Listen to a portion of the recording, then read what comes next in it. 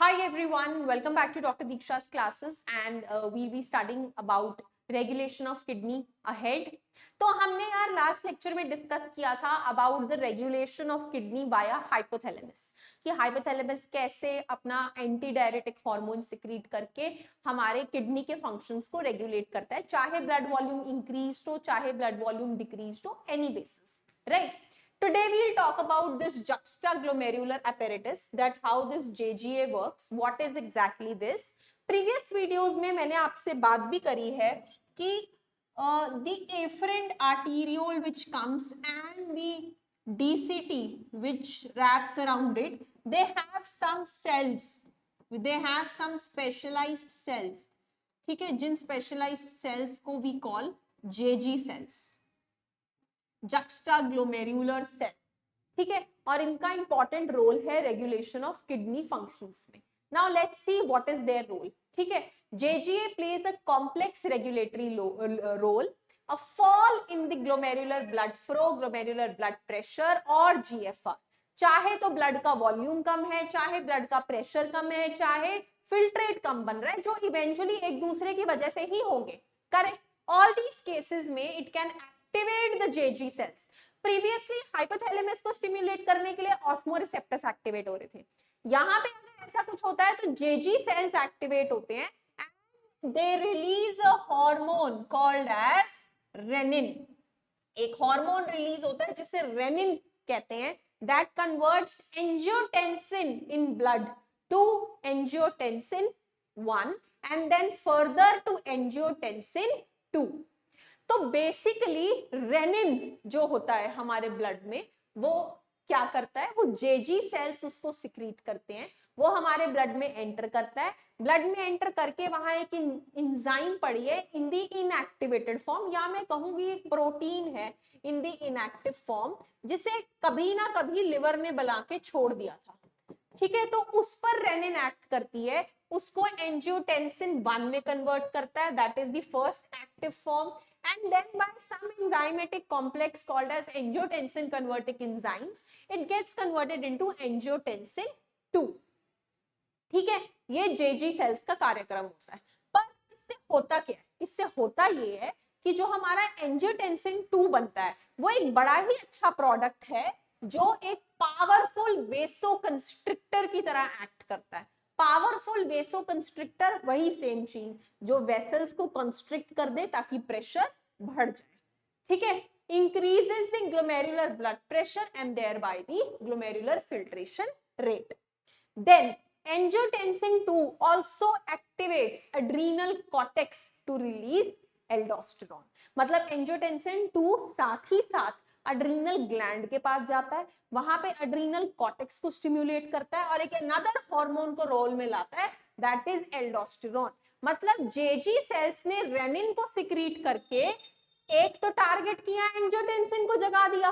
अब एंजियोटेंसिन ने वो वाले फंक्शंस तो किए ही किए जो हाइपोथैलेमस का ADH कर रहा था, साथ ही साथ उसने एक और चीज को जगा दिया, that is aldosterone.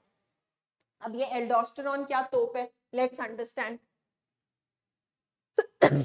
Aldosterone causes reabsorption of sodium and water from the distal tubules. वही काम तो वही है, पानी रीअब्सॉर्ब कराना है क्योंकि ब्लड वॉल्यूम डिक्रीज हुई हुई है, हमें ब्लड को कंजर्व कराना है बॉडी के अंदर.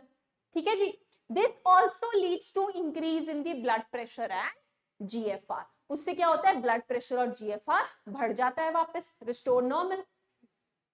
This complex mechanism is generally known as renin-angiotensin mechanism, या फिर इसको हम रेनिन एंजियोटेंसिन ऑल्डोस्टेरोन सिस्टम भी बोलते हैं, रास के नाम से जाना जाता है.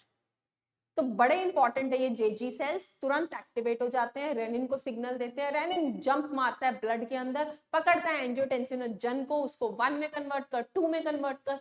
2 अपना कार्यक्रम करने के बाद कहता है मैं तो एल्डोस्टेरोन को भी जगाऊंगा अपने साथ, मैं अकेला नहीं काम करूंगा. एल्डोस्टेरोन को भी धक्का दे दिया और यहां रहा एल्डोस्टेरोन कि चलो मैं भी तुम्हारी मदद कर देता हूं. फंक्शन सेम होते हैं. ठीक है जी. Increase in the blood flow. अब हम यहां से पढ़ेंगे हार्ट की कंट्रोल के बारे में. अभी तक हमने कंट्रोल कर लिया हमारा हाइपोथैलेमस, जेजी सेल्स, और हार्ट में आपको इसी वीडियो में कवर करा रही हूँ क्योंकि आई होप नाउ अब आपको समझ में आ गया ये पैटर्न की रेगुलेशन होता कैसे। जब सबसे पहली बारी पढ़ाओ ना तो it becomes a little difficult for the students to understand renin, angiotensin, aldosterone, ADH, बहुत कंफ्यूजन हो जाता है, तो इसलिए मैंने वो दोनों चीजें आपको इकट्ठे नहीं पढ़ाई। But this is something which is controlled by heart which we will discuss in this video itself. तो increase in the blood flow to the atria of the heart, heart के एट्रियम में ब्लड फ्लो तुरंत तेजी से भागता है and can cause the release of atrial natriuretic factor. Now before we understand what is atrial natriuretic factor, थोड़ा आगे पढ़ते हैं और इस वर्ड का मीनिंग समझते हैं। ANF can cause vasodilation and thereby decreases the blood pressure.